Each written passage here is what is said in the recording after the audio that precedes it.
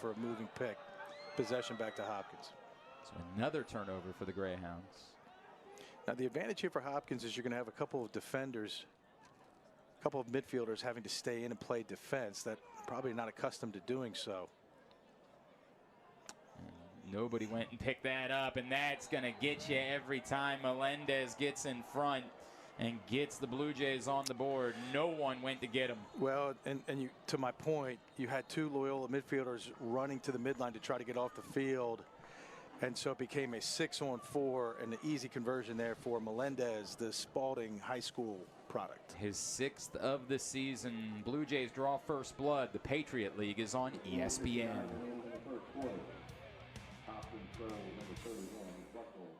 Opposite side. Defense extends to him, so he's got to back it out. Gets the screen from Minikis, has his hands free, but sort of slips on the turf as he's trying to pull the trigger. Yeah, every shot contested right now by Hopkins. Still 30 on the possession clock, and it is coming down sideways at the moment. Move made by Everhart. He fakes the pass, and he delivers. Great job there by Keenan Everhart. I know he's one of your favorites, Glenn, but I think what you saw there is Hopkins did not play the big little situation behind. And I think they were guessing. I think you probably looked at their scout and saw Everhart likes to go to his right. They hesitated. He goes to his left, slides late, easy conversion. Scored the first 2 goals of his career last Saturday, including a dramatic goal with 2.2 seconds left in the 4th to force over. Not on the man up at all a week ago. They were 1 for 5 against Georgetown. And the man down defense from Hopkins has been outstanding this season. No pun intended, Glenn. They have been stout. Yeah. Opponents have scored just twice in 10 opportunities so far this season. Step down. Oh, a rifle. Banging it home. McGorry. With 2.7 seconds left on the clock. Nothing fancy from that offensive set by Loyola. Hopkins pressuring the ball. It looks like just the backside defender forgot where he was from a spacing perspective and lost McGrory. As you see here, it's nothing too complicated, right? Loyola basically operating in almost a 3-3 or a 2-1-2. And they just lose sight of McGrory, who's not known as a scorer. Not at all, but boy, he's got a shot. Well, it was excellent placement, right? He goes 3-quarter, which means Loyola starts off in a 1-4-1, stays in it, now kind of shifts out of that. Ticking towards the midway point of this second quarter. Down to 10 on the penalty. Minikis keeps it moving. Fed down underneath. Great work. And getting free in front, Henry Haberman makes it 3-1. Yeah, really, the hero for that play, Glenn, is number 7, Matt Minikis, who's a threat to shoot from up top. But then Haberman with the incredible presence of mind to sneak on the inside and convert. 4th of the year, 2nd extra man tally for the Greyhounds today. They've got a 2-goal lead. 7:42 remaining in the second quarter. The Patriot League is on ESPN.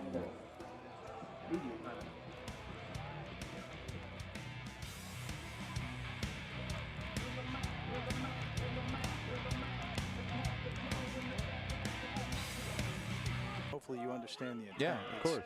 They were able really to slow it down. Make teams be much more deliberate. Phillips gets free, trying to throw it underneath. We've seen that a few times from Hopkins today where the original player has a look. His hands are free. Well, Callahan is struggling with any player that's dodging across the box. And so the problem with your Loyola is you're either, if you choose not to slide, he's going to get an open shot. If you choose to slide, the slide's going to have to come quick. And this will be the first failed clear of the day for the Hounds as Colhoun knocks it down, and it leads to an opportunity in front. And the Jays will cash it in to cut it back to a 1-goal game. Yeah, you can see how quickly that can occur. Remy Reynolds, great player, uncharacteristic mistake there as he tries to put a little bit too much touch on that clearing pass. Easy conversion there for Hopkins. Melendez makes it 3-2, his 2nd of the game and his 7th of the season. Give Patrick Hackler the assist, his first point of the season. Well, Hopkinson begging for a crease call. Does not get it. We talked about how dangerous the Hopkins ride was coming into this one. They're at the close of the first half. Loyola built up a 3-1 lead here in this quarter. So let's see if Melendez opts to attack right away from that angle. They do not. Instead, send it back behind. Hopkins trying to move fairly quickly on this possession. Slide comes quickly from the crease. Now they go backside. Collison has it, but doesn't take it to the cage. Down to 12 seconds and perfectly placed right in front. Bauer cutting in. That's textbook. Yeah, it's textbook. They go from strong side to weak side with Collison.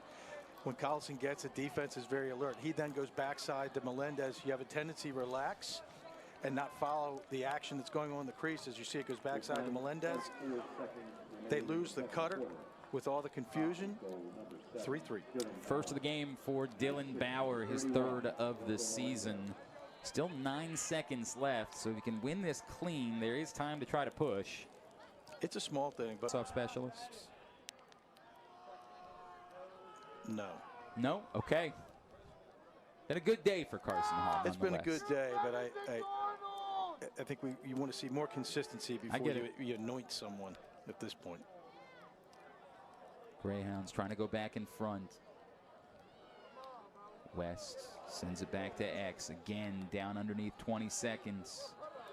Everhart feeds it up top, McCarthy, and then from well outside. How did that get through? Well, two things. I wonder if it was tipped, almost like a hockey goal, but you see Stout pointing himself. I wonder if Stout thought that was going wide of the cage. And again, Minikis is not known as someone that's going to really stretch the field. Curious to see what happens here on the replay. I'm shocked that Everhart doesn't take that matchup, but then they swing it to the middle. See how his head look? It looks like he's almost thinking it's going to the outside. Well, I wonder if he was cage. also screened a little bit there. Might have been. To pull it back out and let's play 6-on-6 for a while. Chavette has been quiet today. Does not have a point. Coming in today with a team high 8 goals and 11 points on the season, including a hat trick against Georgetown last Saturday. Of course, as we saw a week ago when Greyhounds were holding Spanos in check for a little while against Maryland. Didn't take long for him to get going. Now getting free in front, shooting low and scoring. Ooh, the Hounds are feeling it with a great start to this third quarter. And the first goal of the day for Brady Quinn. The second time today where Loyola has scored 6-on-6 where they invert behind and they score with a short stick going to the left side with the pick appearing as if it's going to be for his right side. So that deception is causing Hopkins some challenges there as they want to overplay that side. And right now, credit Brady Quinn for being patient with no slide coming on the inside. I thought he was going to pay. Now Loyola will slow it down and say, yeah, that's not the pace that we intend to play at today. They've matched their largest lead of the game at 5-3.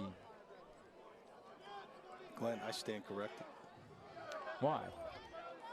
Sidney Crosby was not 88. Oh, that's right, but you know what? Loyola's got a third goal in the span of 5 minutes, and Kyle McCarthy makes it 6-3. Great job there, great patience there by Loyola offensively. As you see Murphy drag the defender down the alley. Now the slide comes late and it comes from a long angle, which opens up the opportunity for McCarthy as he goes high to high and converts. First career goal for Kyle McCarthy after his first career assist.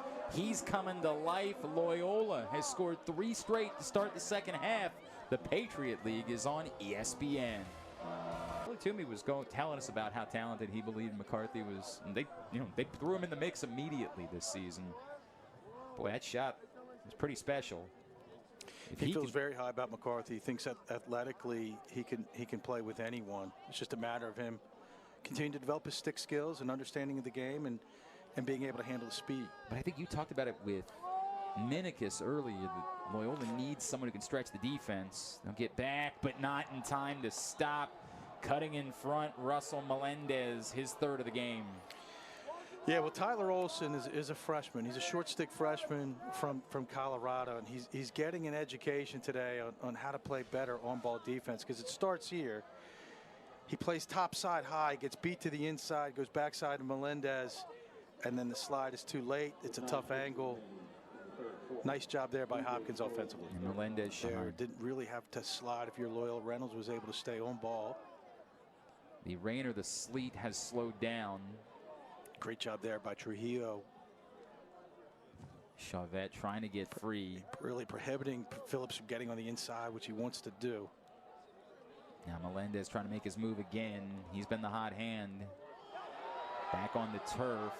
And a good screen set up by Collison to allow that ground ball, but down under 10 seconds on the shot clock. Fed to the middle again, textbook. Stuart Phillips puts it home off the feed from English. Yeah, and you're seeing the breakdown again as we saw last week with the short stick D middies for Loyola, where Trujillo has a mental lapse, gets beat on the inside as the clock was under 10. So we've seen 2 goals here that have really started with lackluster play by the short stick D middies. As you see, Trujillo's head is looking to the left when the ball's behind. He loses. Phillips with his first of the game, his third of the season. One of the many Canadians on this Johns Hopkins roster. He's for Loyola. Watkins, a huge save there, Glenn. So Hopkins gets the momentum right back after the 3-0 run for the Greyhounds. Now, how does Loyola respond? Lead cut back down to 1. Owen Murphy drifts towards the corner. Past the midway point of this third quarter. Murphy up top. Oh, a skip shot from Minikis goes. Well, 2 for 2 from Minikis as they're slow to slide to his hands. Murphy not really a threat to score from that angle, but Stout may be confused. He's late to get low. Maybe he thinks Minikis is going low to high, so he's guessing a little bit. Same set that you've seen from Loyola for most of this game. Invert behind, try to get pressure at goal line extended. They lose Minikis, quick release, 5-hole and goal. Yeah, we talked about him at the beginning of the broadcast. Now he heads out, but that pushes the defense to slough back in, which leads opening up top. Hopkins has now won 8 of 14 face-off attempts on the game, most of which have been taken by Callahan. He's 8 of 12, and there's a quick goal.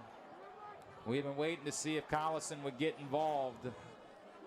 And it's a 1-goal game again. Yeah, well, he's involved now. And I don't know, Glenn, if this is so much poor play by Trujillo up top as Hopkins really stretches it out.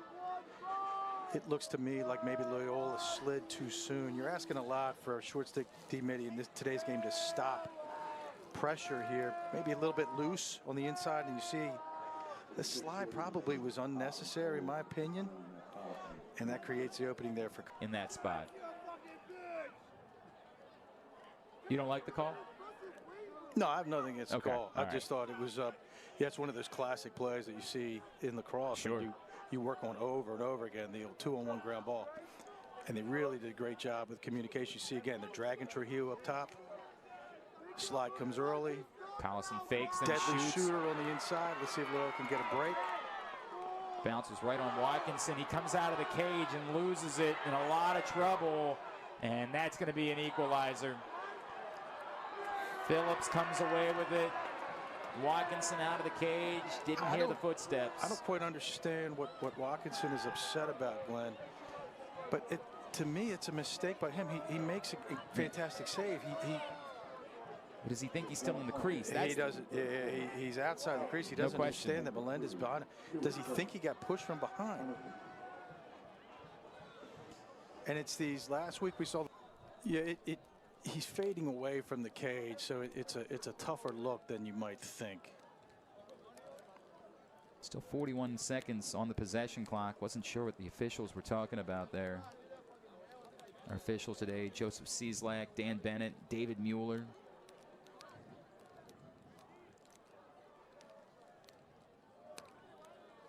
6 minutes to play. Quinn. Murphy steps down and whizzes it home. What a shot from Luke Murphy. What a shot is correct, but Glenn, it was uncharacteristic of that set, right? Typically that set goes up top to Murphy in this case, and then he swings it to the weak side for probably a dodge down the alley. But in this instance, he decides to let it go. The slide's late as a result. Great selection going offside low on Stout. First of the day for Luke Murphy puts Loyola back in front, 8-7, 5:54 to play in ball. Mentally. They're going to set a screen again. Now you got get the switch, yeah. Callahan's got to get inside faster than that. They whip it back around. Under 2 minutes. Bauer. They got what they want here. Bauer trying to get free in front. Oh, The flag comes out. Collison with the fake gets a better look and scores. And similar to what we saw last week, late in the game, uncharacteristic decisions defensively by Loyola. Great look across the cage to the weak side, and then Collison really patient. As you see Loyola, you have two defenders there with a player that's fading away from the cage, and then Collison, your old school face dodge, easy conversion. 8-8, 119, Glenn, here we go. Where are they going? 16 or 91. Opposite side, Collison. He's got Loyola moving.